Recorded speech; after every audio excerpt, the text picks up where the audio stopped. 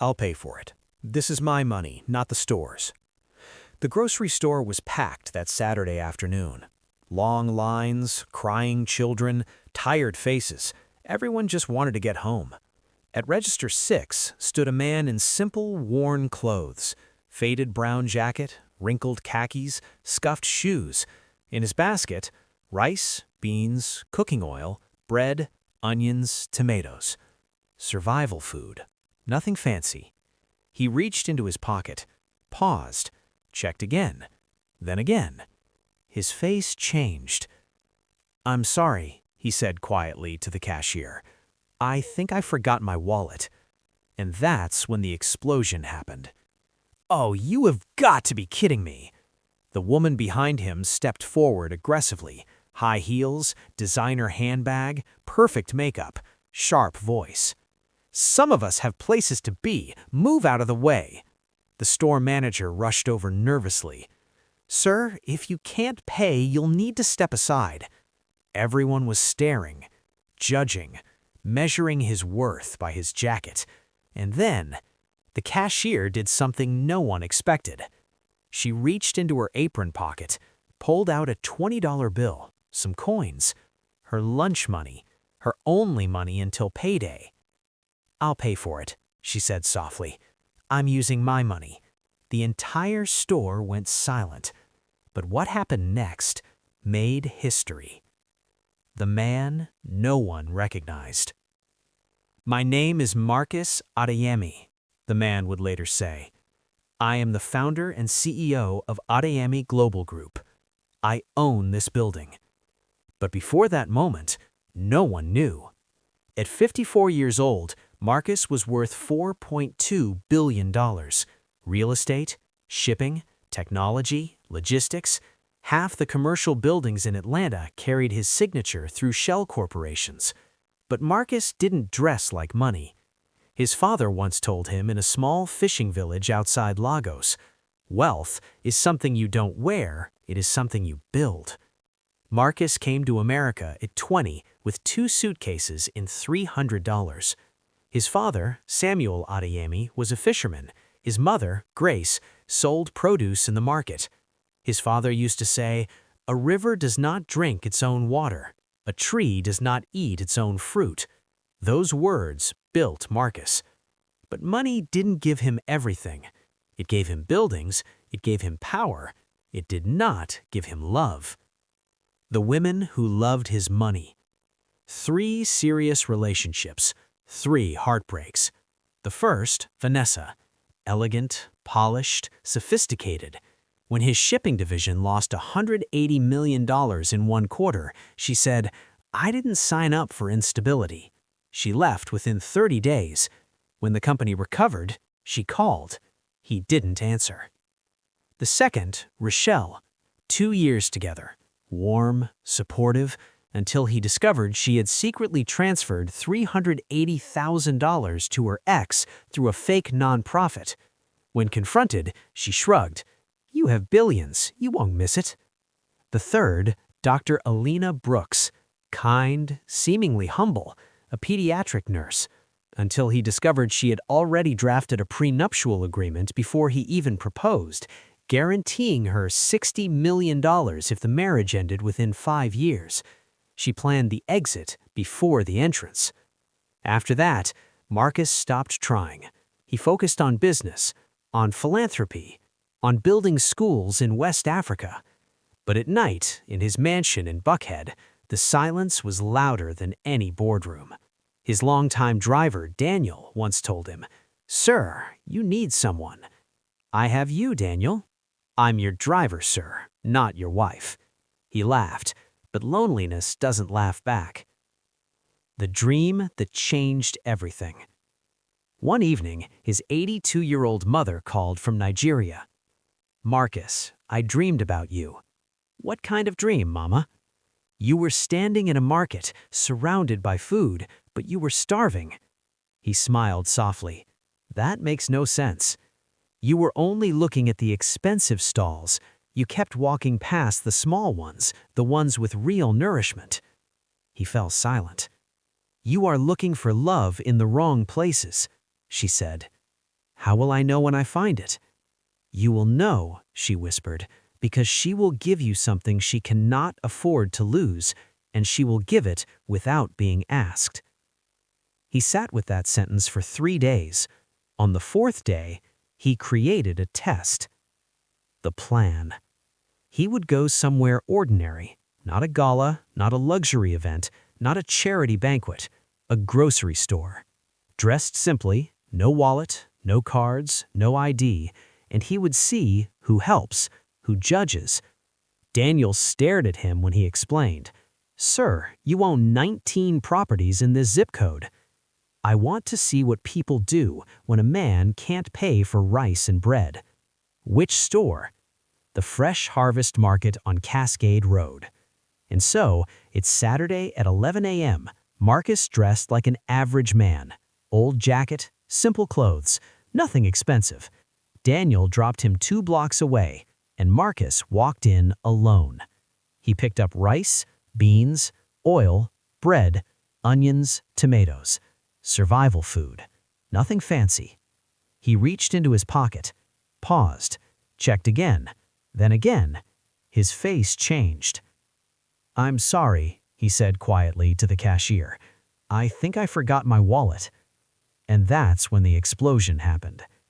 "Oh, you have got to be kidding me." The woman behind him stepped forward aggressively. High heels, designer handbag, perfect makeup, sharp voice. "Some of us have places to be. Move out of the way." The manager rushed over nervously. "Sir, if you can't pay, you'll need to step aside." Everyone was staring, judging, measuring his worth by his jacket. And then, the cashier did something no one expected. She reached into her apron pocket, pulled out a $20 bill, some coins, her lunch money, her only money until payday. "I'll pay for it," she said softly. "I'm using my money." The entire store went silent. But what happened next made history. The woman who judged. Back of habit is nature. Might not apply here. The applause didn't stop for nearly a full minute. Amara stood behind Register 6, stunned, tears shining in her eyes. Marcus looked at her one last time and said quietly, "That $23.47. You gave it without hesitation. That tells me more about your heart than any resume ever could." Someone in the store had recorded everything. Within hours, the video was online. Billionaire reveals identity after cashier pays for his groceries. By Monday morning, 18 million views. By Wednesday, 31 million. News stations across United States replayed the footage on loop. Morning shows debated it. Comment sections exploded. But Marcus didn't care about the views. He cared about one thing. Her. The coffee invitation. After the store cleared out, Marcus approached Amara quietly. "May I take you for coffee? I'd like to hear your story." She hesitated. "I can't tonight. I have my second job in 2 hours." "Tomorrow?" "I work tomorrow too." "When is your next day off?" She thought for a moment. "Thursday." "Name the place." "There's a small cafe on Jonesboro Road. Nothing fancy." "Perfect." Thursday. Marcus arrived alone. No Mercedes, no driver. He drove himself in an old Honda he kept for privacy. Amara was already there. Yellow sundress, simple, pressed neatly, her only nice outfit. She stood when he walked in. "I wasn't sure you'd actually come." "I wasn't sure you'd actually be here." They both smiled. They talked for 4 hours. No phones, no interruptions, just truth. Amara's story. She told him about growing up in Enugu, Nigeria, about the phone call that shattered her world, her parents killed in a highway accident. She had been working in America on a visa. She never got to say goodbye. Her younger brother David had been sent to live with a relative who mistreated him.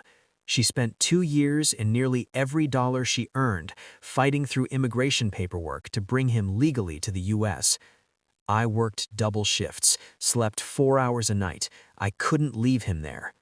She described nights when she skipped meals so he could eat. "Why accounting?" Marcus asked. "Because numbers don't lie," she said softly. "People lie. I want to build something honest one day." Marcus stared at her. This woman had given her last $20 to a stranger, worked 2 jobs, skipped meals, fought bureaucracy, carried responsibility without bitterness. "Nobody helped you?" he asked. She smiled gently. "God did." The truth. "Amara," Marcus said carefully, "I need to tell you something." She tilted her head slightly. "You didn't forget your wallet." He blinked. "You knew?" "When you pulled that phone out of your jacket, I figured the wallet pocket probably worked too." "And you're not angry?" She shook her head. "People test others when they've been hurt. I understand that." He leaned back in his chair, stunned. Most people would have been furious. She understood. Her strength wasn't loud, it was steady.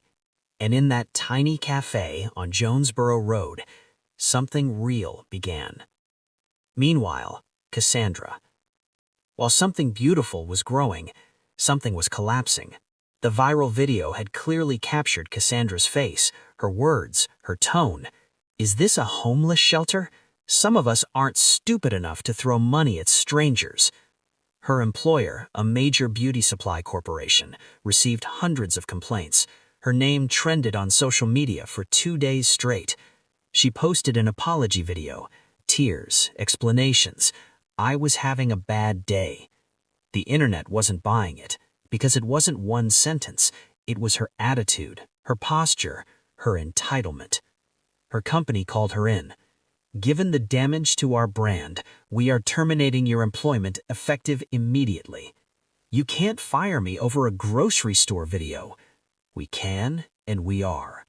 Within weeks, her leased BMW was repossessed. Her friends stopped answering calls. Her savings thinned rapidly. In the digital age, your worst moment lives forever. 6 months later, Marcus and Amara moved slowly. No rushing, no flashy gifts, no dramatic gestures, just consistency. He visited her every Thursday. Sometimes they talked, sometimes they sat in silence, sometimes they prayed together. He never tried to overwhelm her with money, but he did 3 things. 1. Her education. He paid for her final 2 semesters of accounting school, as a loan. "I'm not a charity case," she insisted. "I know. Pay me back when you're a successful accountant. And if I can't, cook me your mother's jollof rice." She laughed and accepted. Her brother's future. Marcus created a scholarship fund for David, full ride, any university he earned. When David found out, he cried at the kitchen table. "Is this real?" "It's real," Amara said. "Study hard." Mentorship. Marcus connected Amara with his company's accounting department, not as an employee, as a mentee. "I don't want to give you a job, I want to give you knowledge. Do you believe I can build something? You gave your last $20 to a stranger. A woman with that kind of heart can build anything." Graduation day. 4 months later, Amara graduated top of her class. Marcus sat in the front row, Daniel beside him, David cheering louder than anyone. After the ceremony, Marcus took her back to the same small cafe, same corner booth, same coffee. "Why here?" she asked. "You could take me anywhere." "Because this is where I fell in love with you." Her eyes shimmered. "Amara," he said gently, "I'm not finished." He pulled out a small ring box, not a diamond, not flashy, simple gold band. She opened it. Engraved inside, $23.47. "That number changed my life," he said. "That was the most valuable transaction in my entire company's history." Tears streamed down her face. "Will you marry me? Not the billionaire, not the CEO, just Marcus, the fisherman's son." She laughed through tears. "You didn't forget your wallet. I found something better." "Yes," she whispered. 1,000 times yes. He slid the ring on her finger. No cameras, no applause. Just two people who finally found something real. But the story isn't finished, because one afternoon, at Register 6, Cassandra would walk in again, and this time, she would be the one who couldn't pay. 6 months after the engagement, Amara still worked at Fresh Harvest Market. Marcus had told her gently, "You don't need this job anymore." She smiled. "I know, but this register is where my life changed. I'm not ready to leave it yet." So she stayed. Same apron, same register, same quiet kindness. The return. It was a Tuesday afternoon. Slow, quiet. The automatic doors slid open, and in walked Cassandra Blake. But she didn't look the same. No designer handbag, no perfect weave, no sharp heels. Just simple clothes, flat shoes, tired eyes. Life had humbled her. She walked slowly through the store and picked up rice, beans, bread, basic food, the same kind Marcus had bought that day. She approached Register 6 and froze. Amara stood behind it. Their eyes met. The air shifted. "I didn't know you still worked here," Cassandra said softly. "I do," Amara replied calmly. Silence. The scanner beeped. Total, $14.82. Cassandra opened her purse, counted carefully. Her fingers trembled. She was $3 short. She slowly picked up the loaf of bread. I don't need the bread." Before she could step away, Amara reached into her apron pocket, the same pocket, pulled out a $5 bill and covered the difference. Cassandra stared at her. "Why?" Her voice cracked. "After what I said to you? After how I treated you? Why would you help me?" Amara smiled, the same soft smile. "You're hungry. You need food. I have money. It's not complicated." The exact same words. Cassandra broke down, right there at Register 6. "I'm so sorry," she whispered. "I was cruel. I was arrogant. I was everything wrong." Amara gently reached across the counter and held her hand. "We all fall," she said quietly, "but we can choose who we become after." Cassandra left that day with groceries and something else: humility. The wedding. 3 months later, Marcus and Amara were married, not at a luxury hotel, not at a 5-star ballroom, at Fresh Harvest Market on Cascade Road. They rented the store for one Sunday evening. Shelves were pushed aside, string lights hung between aisles, folding chairs lined the produce section. 50 guests, store employees, regular customers.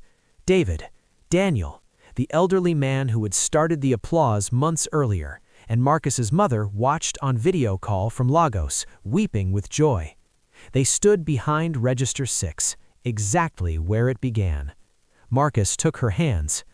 "Amara Okoye, I promise you rice and beans and bread. I promise truth. I promise loyalty. I promise to love you when the world sees a billionaire and when it sees only a man." She smiled through tears. "Marcus Adeyemi, I promise to love the fisherman's son, not the empire. I promise to always keep $23.47 in my pocket, just in case." The entire store laughed, then cried. David gave a speech that left no dry eyes. "My sister skipped meals so I could eat. She worked 2 jobs so I could study. And when a stranger needed help, she didn't hesitate. That's not kindness. That's character. And if this man is wise enough to see that, then he deserves her." Standing ovation. In a grocery store. 1 year later, Amara launched her own accounting firm, Okoye Financial Services. Her first client? Fresh Harvest Market. She never charged them. David began engineering school on full scholarship. Marcus continued running Adeyemi Global, but now he came home to laughter, to warmth, to peace. As for Cassandra, she found a new job, entry-level, cashier, at another grocery store, and she never humiliated another customer again. Some lessons cost pride, but the expensive ones last forever. The final truth. Marcus's father once said, "A river does not drink its own water. A tree does not eat its own fruit. The sun does not shine for itself." And Marcus learned something else. The richest person in any room is not the one with the biggest bank account. It is the one with the biggest heart. So the next time someone in front of you can't pay, don't judge. Help. Because you never know. That $20 might be worth far more than you think.